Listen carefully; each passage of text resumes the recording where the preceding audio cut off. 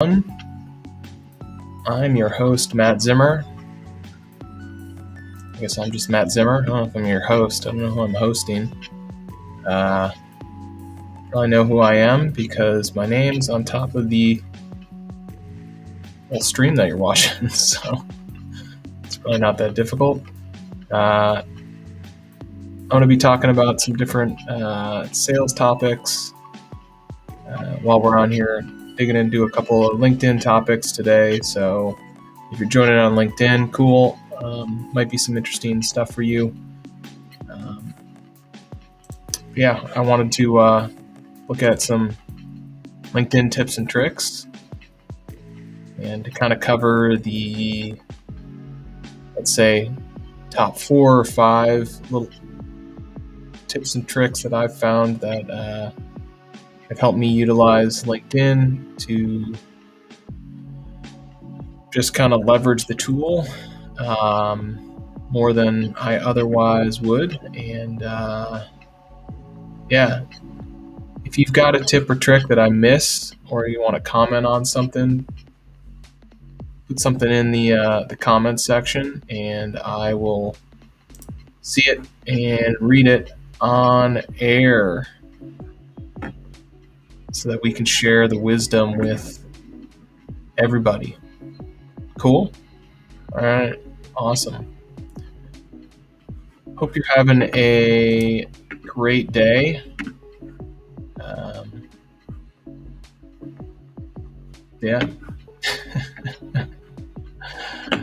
Let's do this, huh? Cool. So we'll just share this and get into it. Top 4, 5, I don't know. Let's see where we get to. Tips and tricks for using LinkedIn. Thanks for watching, guys. I appreciate the views, the likes, the loves. So number 1, we're going to go into our profile. All right, so I click on my profile page.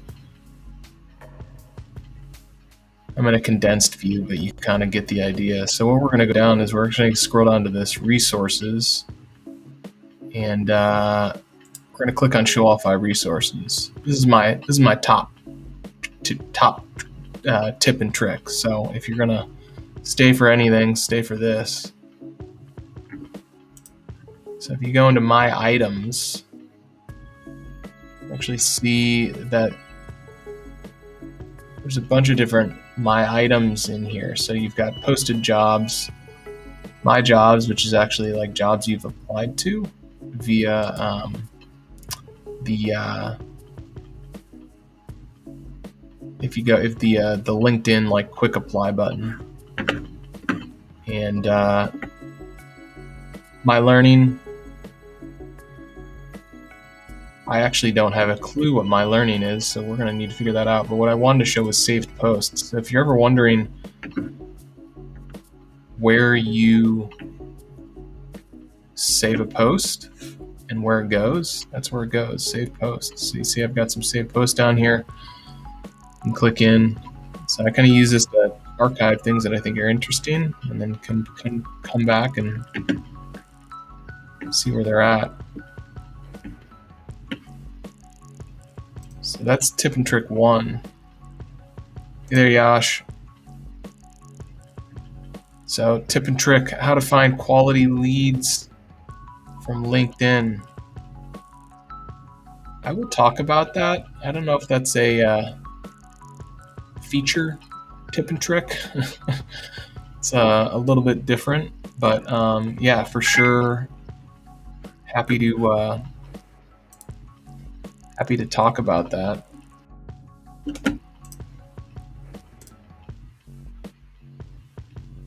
Joshin says there are pitch clubs for finding quality leads. Yeah, I'm sure there are definitely lots of different clubs and groups that you can talk to about finding quality leads, but we'll talk about a couple different tactics. So yeah, I will we'll get to your comment, Yash, shortly. But let me get through my top 4 at least, and then we'll keep going. So save posts. Once again, in your profile, scroll down, go to 5 resources. For some reason, I have no idea why they call that, and then there you go, save posts. So that is that's number 1. Let's keep going here. I gotta pull up my list. All right, number 2. Number 2 is kind of related to jobs and finding a job.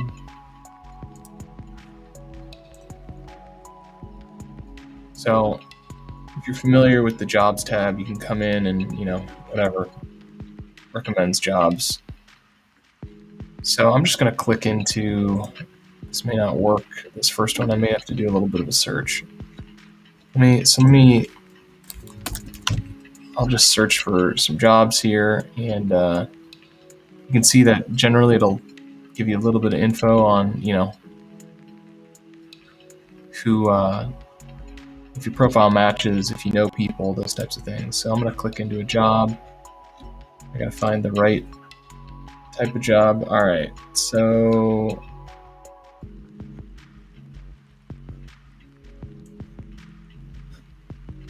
sorry. So you can see this. So a lot of the jobs will actually tell you who is the hiring manager. So I'm not actually seeing what I want for some reason. There we go. All right, so if you see this job, obviously I can read about the job down here, but you'll see that I can see the hiring manager. And the key is I can actually do outreach to message this person direct. So if I come in here,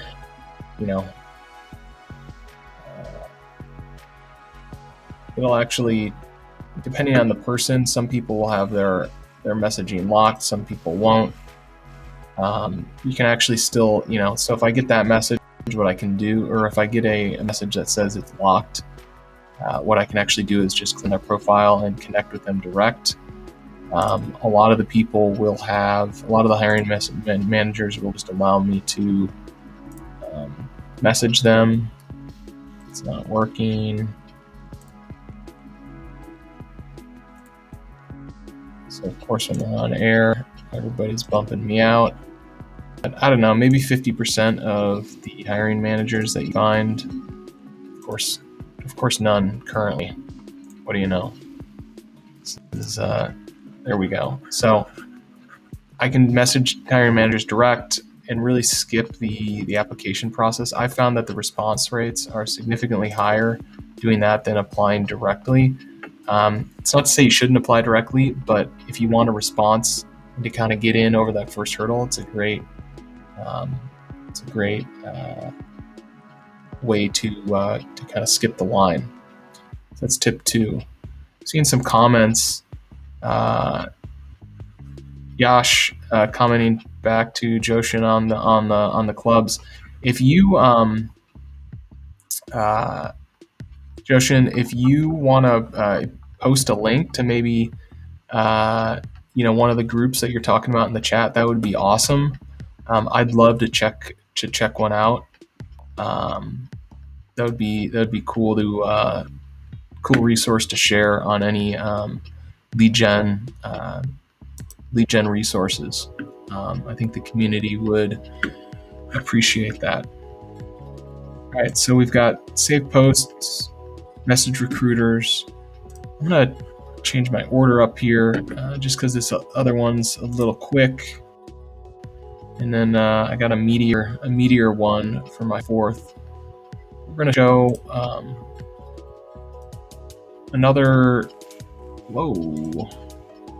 my resources. So again, if you come down to this resource section, you actually see creator mode. So if you're wondering how I'm live streaming, it's actually creator mode. So you can come and see that creator mode will allow you to do LinkedIn Live, audio events, newsletters, and follow tool. This is off by default, and you actually need to turn it on. And once you've turned it on, you have access to additional tools in LinkedIn. So it's simple as that. It's just in your resources, creator mode, and that'll let you start to do some interesting things in LinkedIn. Live streaming is pretty easy. LinkedIn doesn't actually have a default platform for live streaming. You need to use a third-party tool, but there's plenty of them, and you can actually, there's a bunch that you can get started for free. This tool that I'm using is called Restream. I will actually I'll throw a link here so you can see it. So this tool is Restream. So if you go to restream.com, it's a free tool where you can start streaming. I'm streaming in vertical. You can stream in horizontal. Why am I streaming in vertical? I don't know. I'm playing around with different things. If you like vertical video, let me know. If you hate it, let me know. Interested to hear what your thoughts are on that. So yeah. All right, so that's tip and trick number 3, enabling creator mode. All right, number 4. This is the meatiest tip that I got for you. And it's around actual like social engagement and using analytics in the analytics side of LinkedIn. So we're going to go to our activity. We show all activity. And whoa, there I am. Okay, so you've probably, if you post it all on LinkedIn, you probably come in and you can see that, under every single post, there's this view analytics. So we'll go into a post that I made and, we can see the analytics here. We can see, how many impressions, the types of engagement that we've had, and a breakdown. You can see job titles, locations, companies, that type of stuff. So basic analytics, and I basically can see, for really any type of post, I can see those analytics. So that's not the interesting part. Let me find the interesting part. So if I come down, here's a video that was posted, and if I come in, I can see my video analytics, and here you go. I can see some basic video performance. Okay. So that's what I get. Now, the interesting thing is if I'm doing a live stream and I create an event, so the video that I just showed you was simply a live stream just directly into the platform. If I create an event and then stream to that event, it does some difference. So let's go down. I got to find an event. So an event looks a little bit different. So you can see this says event ended here. So this is actually an event that had a live stream associated. And if I click into this, I do not, I'm going to kill myself here. All right, let's get that.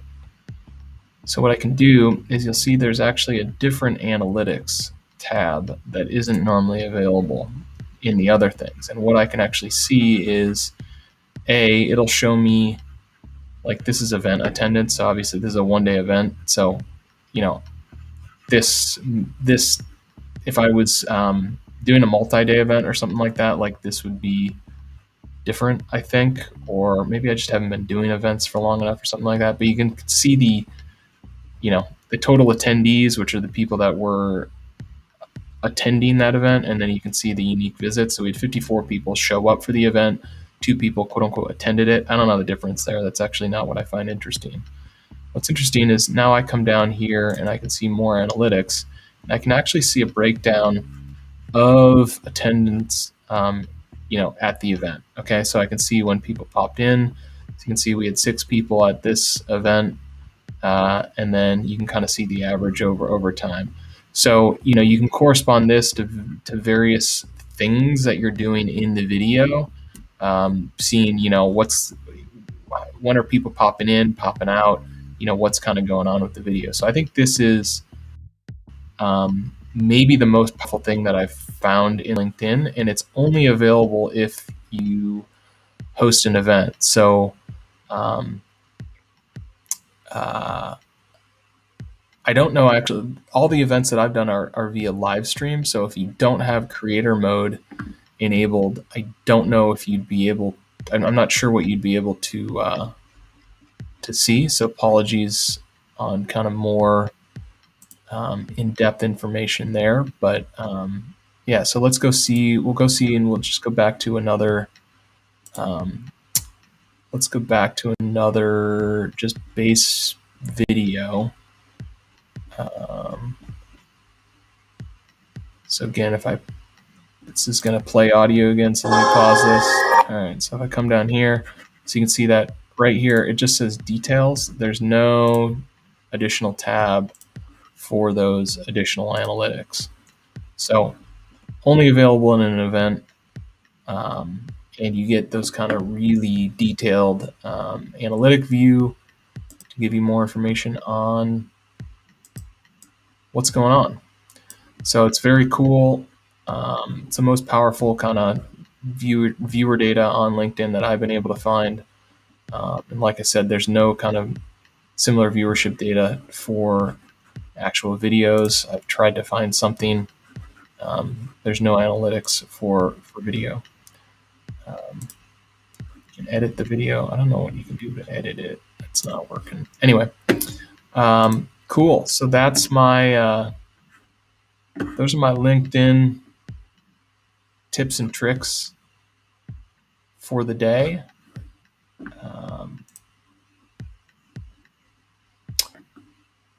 What I'll try to do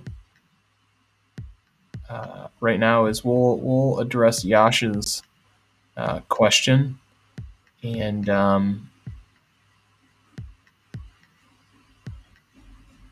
talk about a little bit about how do we generate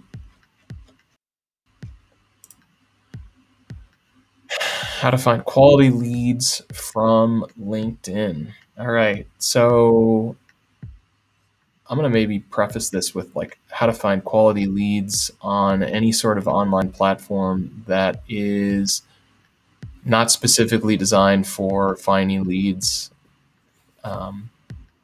Something like an Upwork maybe is quote unquote easy to find leads on. Difference is you're paying for those leads, right? So we're trying to use a platform that's really built around traditional networking and leverage it to actually find quality leads. So I'm going to kill my screen here. We'll pull it back up in a second.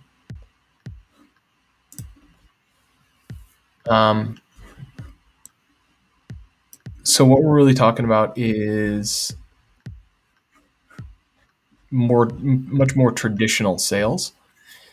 And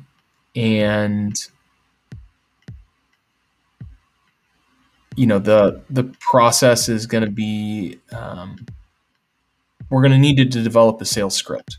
Okay, so this is going to be a trial and error process, and what you're going to want to do is you're going to want to trial and error and determine really what is the through line that gets you to where you want to be. So I'll use an example of some work that I'm doing and how I'm pursuing leads and kind of what that's looking like, and maybe you can tie it back to your process. But the ultimate thing is what we need to do is develop a sales script. The reason why is we need something that we can basically treat like an algorithm to determine what's working and what isn't working. We need to determine what are the specific steps, and then we can A/B test and measure against those specific steps and develop a process. Okay, so that's the reality. Is what you need to do is you need to develop a sales process and not attack it like a shotgun where you're just going after it. You need to think about what is your process and then refine your process. So sales is a process, just like development. If you're in a development agency, you should think about sales exactly the same. You're developing a product, you're developing a process. Think about sales like developing software. You need to define the parameters, you need to measure, all that type of stuff, right? So I know that isn't answering the question directly, but that's what we do. And that's how you get from A to B. So let's talk about what that looks like. What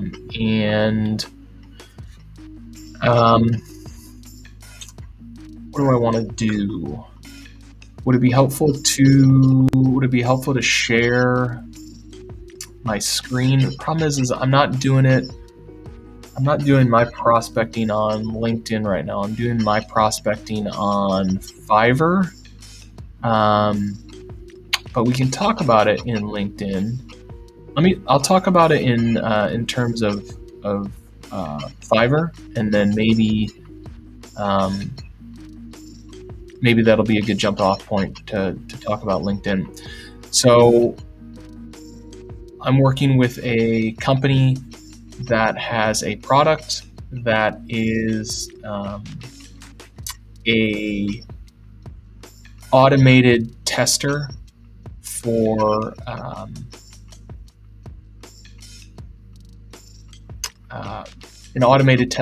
e-commerce, meaning if you're developing an e-commerce platform, whenever you push code, basically there's an opportunity that you could break the cart and checkout functionality. And what this tester does is it inserts itself in kind of the publish process. So, whenever you work to publish code, or whenever you push code to production, it basically runs the testing process to make sure that the basic cart product functionality, it's customizable, so depends on what you want, but basically making sure that you're not breaking your cart. Okay, so that's the product. And the thought is, okay, like, who's going to buy it, right? Who's going to buy that product? Well, I think there are two people that potentially could buy that product. One of those people is, let's say we're in an agency relationship. One of those people that could buy the product is kind of the end user company. So the company that it's their e-commerce store. I've got Roberto on the line, so I'm gonna stick a pin in that. We'll get back to talking about some e-commerce and prospecting stuff, but let's get Roberto on the line here. Hey, Roberto.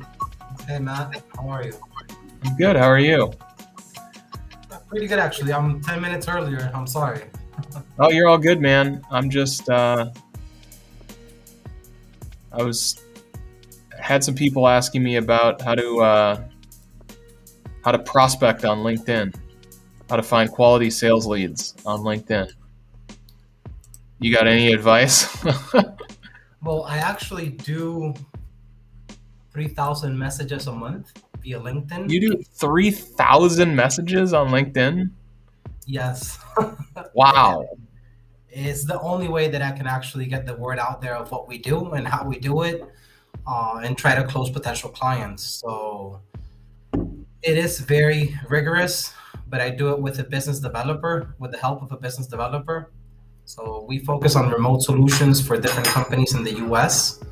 Marketing, social media, social management, website design, you name it, we do it. And prospecting through LinkedIn has been the work of an agency that helps us. So I cannot disclose their name, but yeah, no worries. Help anybody out. If they reach out to us, we can definitely help them out through that. But it's 3,000 connections, 3,000 emails sent a month, and it's done using Sales Navigator. Okay. They know how to do it. It's not my area of expertise. Sure. I'm more of a salesperson, but that's why I've actually teamed teamed up with them. What's your guys' website? GICVPO.com. What was it? Say that one more time. GICVPO.com. Well, I'll throw it up in the stream here. Cool. So when you say you send 3,000 messages, is that the Sales Navigator platform, or are you doing the follow up for that? We do. Sales Navigator sends a sequence of messages. Gotcha. So there's three sequences. They can take up to 10 or 15 days, depends if they reply or not. Gotcha. And if they do reply and they want an answer, we do it with a live person. It's not automated with a bot. So yes, we spend a lot of time replying. How are you? If you don't mind me asking, and I know some of the stuff you may not want to share, but like when it even, so obviously like even the outreach on Sales Navigator, I get, you're automating it, but like there's still a cost to kind of those. It's not free to like. You still need to narrow. You still need to have Sales Navigator. I mean, that's going to be $99 a month. Right, but you still need to narrow your focus on kind of who your outreach to, right? You can't just be, you're not just shotgun approaching it. How do you think about, like, how do you even narrow, like, who are the right people to even, go after prospecting? You really don't know. You really have no idea who's going to be your client. You need to shorten it down by line of business. So for instance, in November, I tackled property management. So we actually do remote property management solutions. So we can actually handle different listings in Airbnb, Zillow, Trello, Appfolio, you name it. We can set up guest cards, showings, calendar, bookings, you name it. Gotcha. And in December, we did a little bit more of personal virtual assistants. So a lot of people with the holidays, they get a very hectic schedule. So we can manage their calendars, their emails, their calls. That way nothing goes unanswered while they're in their holidays.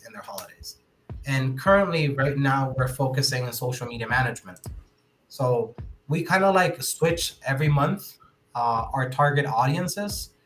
And for social media management, for instance, we pick coaches, influencers, people with X amount of followers. So we need to really target who is our ideal candidate for this and properly set the filters to sort them out, because there's so many people. Gotcha. And then what are your goals then? Like, how do you measure success? For me, I can measure it in money. I can measure it in amount of meetings booked.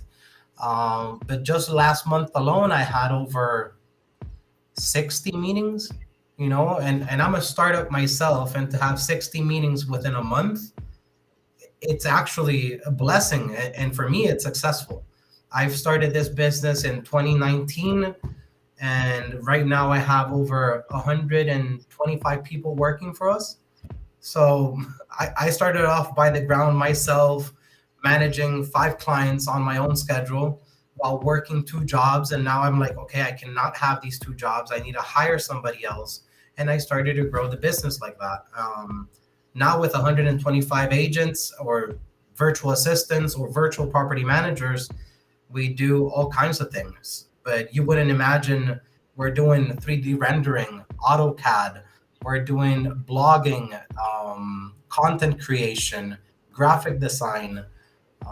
We've even worked in the realm with entertainment or celebrities, and who would have guessed that people in Central America, that only because we have a US based company, are going to be able to work with those type of people. So we are able to, and referrals have been great from our work with them. So the business is, what's the business then? The business is virtual assistants, or like that's a pretty varied, spectrum of work.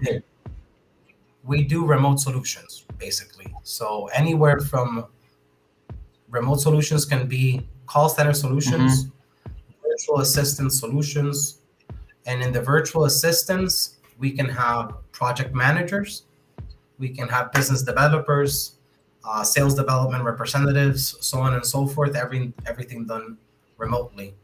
So, but we really want to pitch the near shore of it because I'm only a 2 hour flight to Miami, 4 hour flight to Yeah, where are you Texas. guys located? Central America, El Salvador. Okay, gotcha. Yeah, so I think that's a pretty big move that people are doing, right? Because it's easier from a time zone perspective from, working with India teams, that type of thing. Is that right?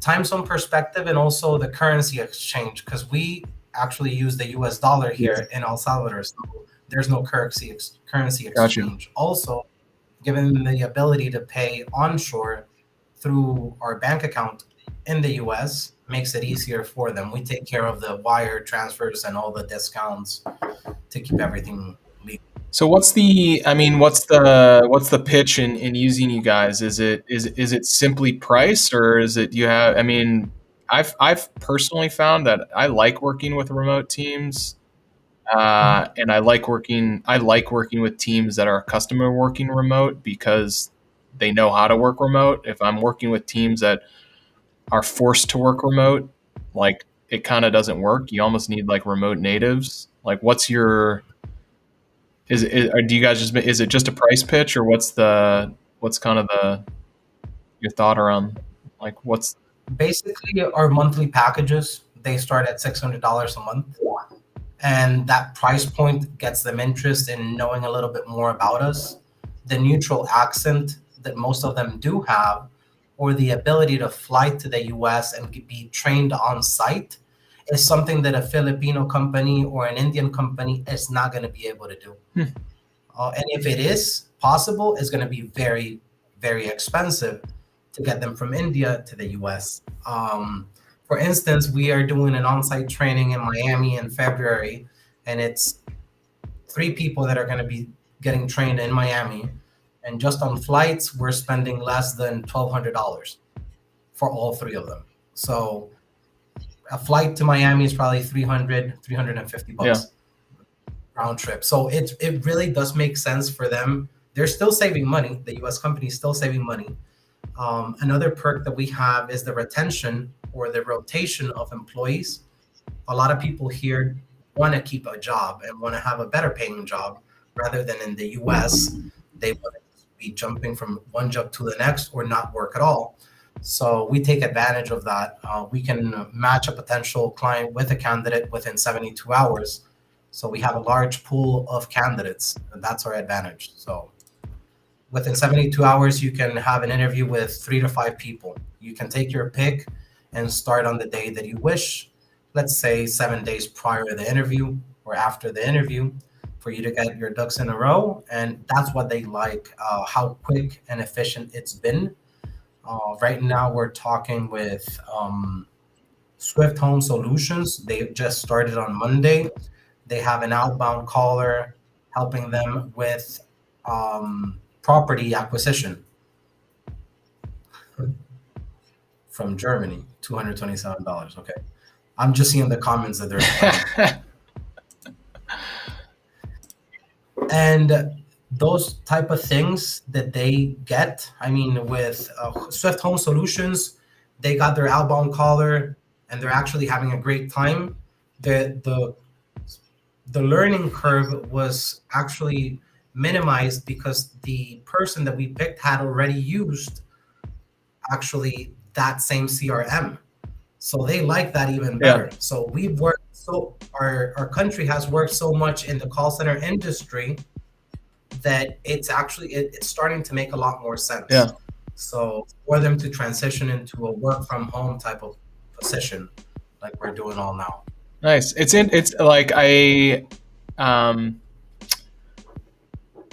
so I'm kind of interested on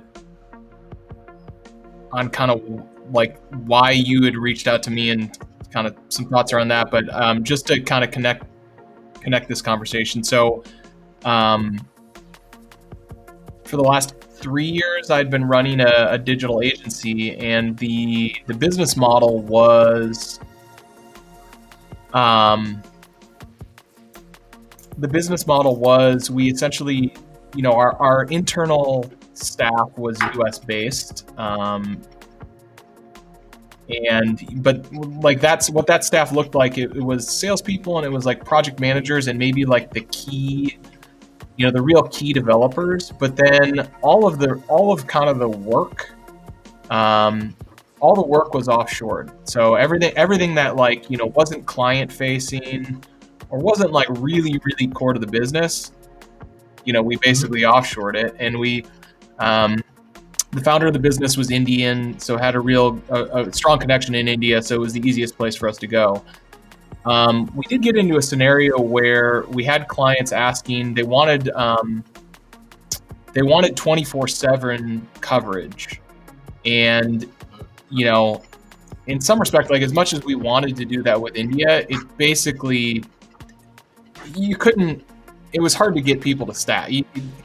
I know we can say like, oh, we can find people in India that'll work, US hours. The reality is it's kind of hard. It's still hard to staff. So we actually were looking, quite a bit for, Central America type teams to kind of fill that need. Never ended up pulling the trigger, but like definitely even with, even a company that was outsourcing to India, like I was looking for, supplemental people within my time zone to fill this need that clients were asking. So I think it's I don't know, I feel like the trend, I'm really happy with remote work, and like I want to continue it, and I'm trying to design my businesses to take advantage of it. I don't like going into the office. I see Joshin in the chat doesn't like leaving his house for a job, so I don't think. I think there's definitely a generational shift. What do you, like? I know you reached out to me. What was the thought in? What was your thought in kind of reaching out to me? I guess what. It's part of filtering through LinkedIn different people, and it was in my pipeline. Got it. And actually, after looking at your website, not at your website, at your LinkedIn, I did see that you were having these type of lives, and it was just positioning brands and talking about sales and even betters, and it's something that I saw interesting. If there's a possibility to help others, I've been in that same position without knowing where to go, what to do, and how to do it. Yeah. And it's been nice getting bigger and bigger by the week with our team, and having a successful business. So I would say it's successful in my own terms. Each person measures success in their own terms, but yes, I mean, fortunate enough, we're doing pretty well. So let me ask you. So let me spin it. Let me be selfish here for a minute. So go ahead, take your time. One of the I guess my business, my personal business, like how I make money. I basically do sales consulting, and sales consulting in the form of it can be anything from like just talking generally, about sales, helping organizations construct a sales department, to coming up with like sales scripting. And when I think about sales scripting, I think what my job is generally to figure out kind of what are the steps involved in a sale, and then hand over that script. It sounds like to maybe like a team that you're trying to generate that then can go in and do the work of actually moving customers through that script kind of once it's been designed. I'm guessing that the teams that you put in place need that type of thing. I don't know, maybe not. I guess my question for you is like, so that's kind of where I make my money and what I'm trying to design my business around. How could I leverage, a company like yours? Does anything pop to mind, and how I may be able to utilize your guys' services to grow my business?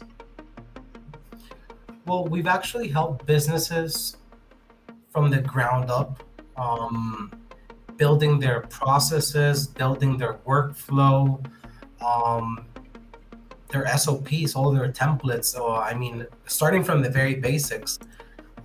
In the particular case that if you were to need some help, I mean, we would have to see where do you want us to start, because we have people that can help you in basically anything. We have outsourced a thermal engineer for a company in Texas, and he's based out of Costa Rica. So I do strongly believe that creating an SOP or having process and a workflow within the business of, or if you have different lines of business within your company, we can establish a process amongst all of them, and we can perfectly help you out with Yeah. that without an issue. It's going to be a work between you and them, but they already have the expertise. You just have to point them the right direction, and then it's going to be able to. This is going to be able to be replicated by anybody coming into the company afterwards. It's been in place, so that could be. It could take us a month. It could take us 30 days. It could take us 15 days. It really does depend on the amount of time that you Sure. have, because you know your business. We don't know everything about Yeah. it. We just know how to properly organize. Do you guys I don't know. do you guys offer do you guys how do you kind of get over the try before you buy hurdle? Like you do like a free taste, or is it just, hey, this is what we do, you know? Like, well, how do you get over that hurdle of people not really knowing or trusting you initially? It depends on the client. It really does depend on the client. I couldn't give a free test on 30 people. Yeah, of course. 20 Yeah. people, 50. But we do a 50% upfront and a 50% 2 weeks Gotcha. after. So if in that particular case that they don't want it, they're scared, they want to pull back, I throw in 7 days for free with somebody that we already have on Yeah. board. So they are going to see what we're capable of, but not with the particular person that they're going to be Sure. working Yeah, with. yeah. So I can do that without a problem. Yeah, so they can see the quality, make sure it's good. No, it's good. Yeah, I always had that problem in software. It was like people wanted to try it. It's like, well, I got to deliver you the product, so I got to put in 30 days before you're going to have anything. Yeah, it makes it. Yeah. Services are hard to get people to get over that try before you buy hurdle. The most hardest thing to do is to actually get somebody new.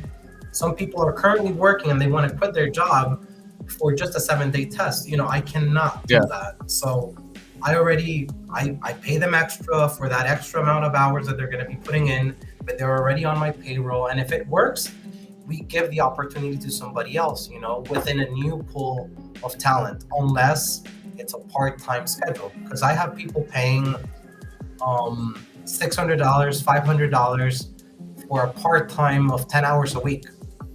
So I'm giving you the ability to have an additional 10 hours in your week Yeah.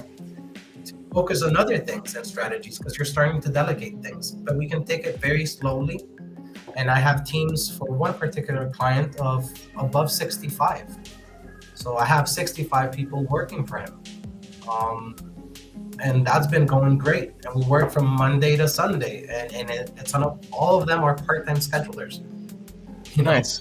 So I have supervisors, I have quality analysts, I have business developers of my own that help me grow the business. And anything that you need, we do a tailored approach. It's nothing like, oh, I'm going to pick the person. Yeah. No, you pick the person you want to work with, you pick the schedule, you pick everything. And you can even pick you can pay me through PayPal, Zelle, wire transfer. We don't do cash options, but Yeah. it's a possibility. Multiple gateways. Well, I'll tell you what, pops to mind actually. So a couple of ways that I think I could use you guys pop to mind. One, like now that I know that you exist, and like I don't want to hire and manage a fleet of outsourced workers. So it's nice to know that there's a company that does it, because if I find a client that has kind of this ongoing type of work, boom, I know that I can go direct to you. I know the pricing. Like I can just hire you guys and like blend that into my service offering. Like, so that's pretty cool. So I'll definitely, personally just kind of think about that. And I've got a couple people in mind that I may start pitching this type of stuff to. Like I said, I don't want to hire those teams. So it's nice to know that there's a company that I can go to that kind of handles all the,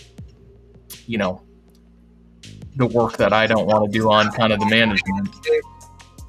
Basically, we would be the staffing and payroll solution for you. We just send you a bill, you pay it, and we take care of the rest. That's awesome. I think the other thing on a personal standpoint where you get my head going is like, it'd be nice to have somebody help me like book qualified live stream guests. I was gonna say that because I see a couple of no-shows. I saw a couple of no-shows. Man, it's I don't know about you, but the pandemic has killed people's or it's increased the amount of meetings that I take, but it's also increased the no-show rate of just people booking and like, thinking their time is better than others. Like, just cancel. Like, it's all right. You can cancel, but people just, I don't know. It's weird. But so I don't know. Maybe I'll think about some things that maybe I could use internally. But I think maybe the first, like, I can definitely get my head around how to use you guys in my client work. So I'll keep that type of stuff in mind. I do see that you send a short brief of what you did, what you talked about. Those are like the meeting minutes that our virtual assistants also do for clients. Sure. They join their meetings, they take down meeting notes, they know who is responsible for the next steps, what to do. Yeah. Have you? Sorry, go ahead. But also, in the particular case for the meetings, we have one client that she's in the entertainment realm. She does a lot of movie critiques for MGM and David and Goliath, but she wants a reminder 15 minutes before the meeting, 10 minutes before the meeting, 5 minutes before the meeting, and on the dot. Yeah. So she never misses one. And there you have her assistant sending text messages all day. So she keeps her schedule very neat, and she assists to all the meetings. But having somebody help you, it would be on the other side. You're assisting to all your meetings. You don't have an issue with that. But you need your participants to assist to those meetings. So we can actually help you 20 minutes prior to the meeting, start sending them messages through LinkedIn. It could be, I can write you a message, a DM through LinkedIn, and we can coincide in another time. I got one more question for you. So I had a discussion with maybe 2 days ago about a software company that does. They basically were developing a software problem. It's called Allo. I think it's allo.io, and it's kind of a project management software. So it's like a Kanban board. But then they were doing like KPI reporting. So it was like, every day somebody would, have to log in and manually enter, whether they achieved their goal or, whatever. So that's not my question, but so I found that really interesting, mainly because when I was running a team with remote workers, progress tracking and like accountability tracking, like, man, it is, when you're in an office, like what accountability tracking looks like is like, I'm looking at you work. Like, that's accountability tracking. Like, I know you showed up today. I know you were in that seat for 8 hours. I think in remote, like, I can't trust that somebody's in front of their computer for 8 hours. What I actually want to know is like, what did you get accomplished? Like you just talking about somebody coming in and taking meeting notes, what it popped in my head, what I always wanted was, I wanted like an impartial third party that would do like what was really hard to get people to do, like both software developers and salespeople. It was really hard to get them to do the manual data entry, into the spreadsheet or whatever the heck I was tracking, the data in. And I always thought that, hey, it would be really nice if I just had somebody that would like just do like go contact each of these people and ask them the questions and input the data. Like, just, you know, people would much rather talk rather than like. Yeah. Have you had anybody request that type of service of just like accountability tracking or anything like that for, you know, your team members? I include that in my service. So you get, I mean, we monitor all of our remote workers using Insightful. Yeah. That's a freebie right now, mentioning that company. But I can even share my screen and show you how it works real quick. Yeah, go for it. Have you had your team monitor other teams? I actually sell that as a service as well. Gotcha. I monitor 77 other people working for a retail company. Yeah. So because they're working from home, and I gotta see if they're actually joining. So that is a new service that we started providing in 2022, and we're up to 198 people that we're supervising that have nothing to do with our organization. Yes. It's an external thing. Yes, a Zendesk plugin would work, but Insightful is a CRM built into, it's a web-based CRM. But let me show you real quick. Share screen. I might not. There we go. I gotta add it here. Yeah, this is my problem. This is my problem with vertical video. It gets cut off. I'm playing around with vertical versus horizontal videos, so. Go ahead and minimize there you go. A little bit. So here we can see productivity, time tracking, top productive employees, less productive employees, the productive apps and websites that they are using, the non-productive sites and websites, the neutral websites that they use here at the bottom. So it gives me an overview of the team, of what they're doing and how they're doing it. And I can switch organizations, for instance.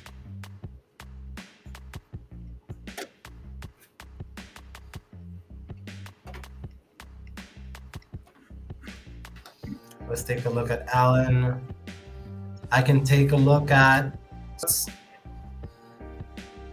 I can see what he's been looking at and what he's doing right there, what documents he's opening, and I can zoom in. There's a little zoom in when you hover, and I can switch the screenshots constantly. So since all of these are company computers, I'm able to do so. If not, I would edit privacy settings, so on and so forth, but I'm able to blur screenshots if they're going to be in their personal bank accounts. I can see how much time they spent in Slack, opened, or what websites they've been using. So I can have a pretty good idea of their clock in, clock out, and pauses. Also, what they use throughout the day. So it's something that we already include. This gives us also a backup when a client is like, oh, I don't want to pay for the service because you haven't done this. Actually, we did work on this for the last week and a half. You know, some people just want to default on payment because they're informal and they're very impatient to get results. That's one thing that we're dealing with on a virtual world now. People want to get results the past week they wanted the results and they want it today. Yeah. We have to build up to that result. So it takes a little bit of time. They just got to be patient. So scenario, it's how it shows. It even tracks the amount of time that they spent without moving the mouse or touching a keyboard or doing a keystroke, I may say. So it's aimed for productiveness and to increase the productiveness. Yeah. I can actually share you I'm a partner of theirs, so I can share you my link as well if you would like to take a look at it. Yeah, for sure. It looks cool. Okay, I'll share it. Sweet. Awesome, man. Well, I don't know. Thanks for sharing. I appreciate it. This was interesting. I hadn't. You're the first. You're the first kind of offshoring or whatever nearshoring company in kind of the Americas that I've talked to. So yeah, it's interesting to hear kind of your perspective on things. So I appreciate it. Like I said, I've got a couple of thoughts that come to mind. So I'll let's stay in touch. I'll send you a message with my sign up link for this. That insightful, that it's already included in our monthly costs, and you have my Calendly as well in the chat. We can always have a meeting without going live and further discuss other things that we can probably mutually beneficial opportunities. Cool, man. Okay. Well, thanks. Take care. On the contrary, thank you. All right. Yeah. Bye. Bye. All right. Cool. Well, that was Roberto, and I'll throw his website back up in the chat here, gicbpo.com, nearshore,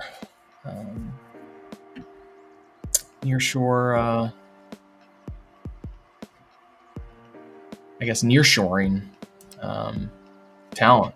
So it sounds like they can do quite a bit, so that's cool. I'll I don't know, obviously talk, and I'll keep people updated if we start doing anything.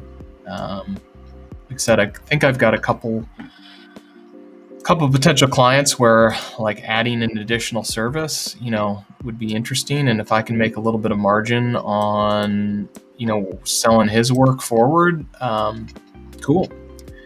Especially if the client gets what they want and it's no hassle for anybody. So it's awesome.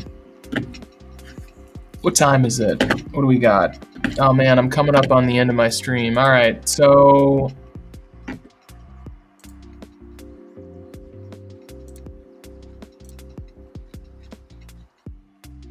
Yash, you asked, this was the first question, how to find quality leads on LinkedIn. So that was a real sales conversation. Roberto reached out to me via LinkedIn. He told you how he did it. He said he used Sales Navigator. I don't use Sales Navigator, mainly because I don't want 60 meetings a month. He's got a different business model than me, but he uses Sales Navigator. So I do think it depends on what your business model is and what your business profile is, and that all these things matter. So when we talk about sales script, Roberto's business is going to have a very different sales script than my business. It's going to have a very different go-to-market. All these things are going to be different. So he has different requirements than what I'm going to have. So really understanding those requirements is important. What I'll do is I'm not going to be able to answer this question in full. I think it's a great question. I'm going to set aside a day, probably, let's say maybe Monday of next week. We'll go into some depth on this question, so that it's not just shoot from the hip, because I think it's a great question that deserves a little more of an answer.